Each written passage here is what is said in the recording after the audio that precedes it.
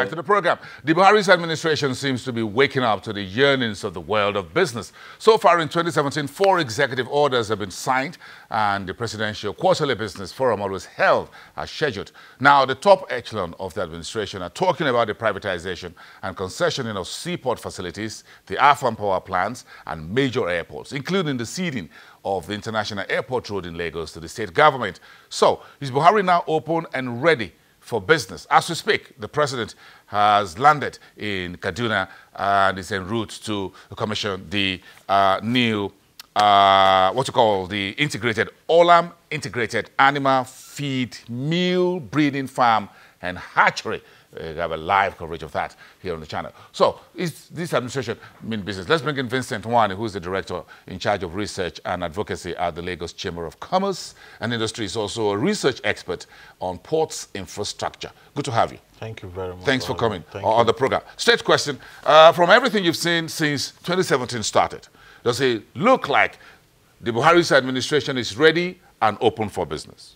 Well, you've said it all that. Finally, in your intro, that it looks like this administration is ready for businesses. And again, it becomes worrisome why they have to wait for 2 years plus before they begin to do those things they would have done if we were hitting the ground running. But again, it's never late. It's better late than never. You know, so we are happy that they are considering bringing in private sector at this time. You remember that the Economic Recovery and Growth Plan has a federal government. For us to achieve the plans in that document, we need to spend about $400 billion US. Current capacity of government, including the ones they are going to borrow, suggests that they will not be able to spend more than $30 billion US, which means the remaining 370 should come from private sector, flowing into infrastructure, be it road, be it airport, be it seaport, rail and everything. And for you to do that, you need this type of reform. You need reform, you need an open mindset, and also give confidence to private sector that you are ready to receive this private capital into your infrastructure provision. And one of such is this announcement that they are ready. But again, as private sector, we are still yearning to see the plan and the workability. But that announcement is a good news for us. When the country says we're ready and we're open for business, where do you see as what you call the low-hanging fruits for investors, both local, to bring money from their pockets, and those who are foreign to wire in the money? No, the low-hanging fruits is not just in the announcement. You have to move from word of mouth to action.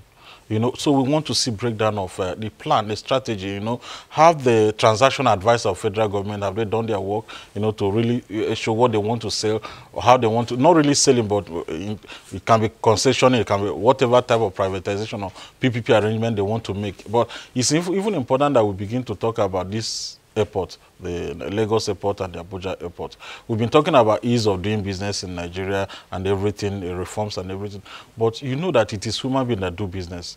When visitors come into the country, the gateway is always an airport, Abuja airport, Lagos airport. And you will agree with me that as a Nigerian, one of the shocks we as Nigerians even receive after visiting other people's countries, coming into the country, our airport doesn't look it. The facility, the look and feel, the arrival, the departure, everything is below expectation. Even the airport road, thank God, that is now being given to Lagos State government, but the airport road have been a disgrace to the business community. Both the airport? Yeah, and the airport, and leading in and out of it. Exactly, and the same thing also applies to the seaport, Apapa, the Tin Canal, even the Niger Delta ports. All of them are seriously dilapidated. So something needs to happen. And what needs to happen is that we need reform to bring in private capital, whether attracting private sector to invest in brownfield projects or greenfield projects. Brownfield, government existing infrastructure of government, so that private sector participate in them. The greenfield are original new projects. And we've tested that in the aviation industry. We've seen that the Terminal 2 of Lagos domestic airport is a key example. It was concession and by-company built, and they're operating, you know, without giving them much credit. But again, that is one of the best places, arrival place, coming into Lagos. Absolutely. You know, international agencies have attested. Yes, some people use it for TV commercial.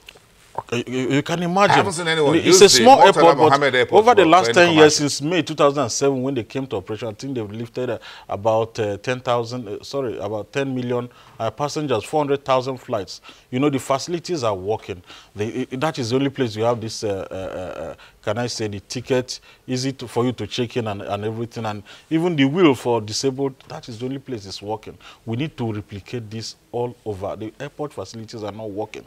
We are talking about agriculture. One of the ways to boost this is to make sure that it's easy for fresh fruit to be distributed across the country. If you are wheeling it through the trucks, in this are the dilapidated road, it takes about 11 days for these fruits to move from here to Kano, for it to come from Kano to Lagos, and the thorough put tomato will spoil and everything. But if we can ferry it across the country, you know, and also from Nigeria outside the country and from outside the country to Nigeria, something need to be done to our port facility to be able to handle fresh fruits and in the cargo terminals. This is not in existence now. So it's even a way to also encourage what we're doing and the reforms we're seeing in the agricultural sector. The vice president was at the Murtala Mohammed Airport some time ago. and perhaps what he saw got him really upset. And he told his boss, the president, and said, look, I'm not sure you're going to like that place, Mr. President, so we need to let it go.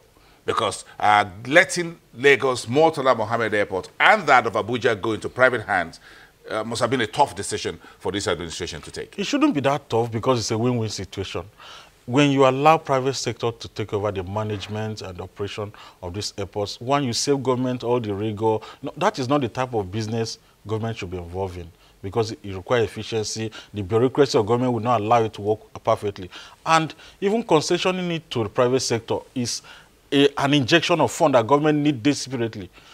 Tax revenue it will be expected and everything. So Nigerian airports are not the first to be concessioned. Even the almighty Heathrow Airport in UK is in private hands, you know, Spanish investors, and even the other 6 airports within the UK.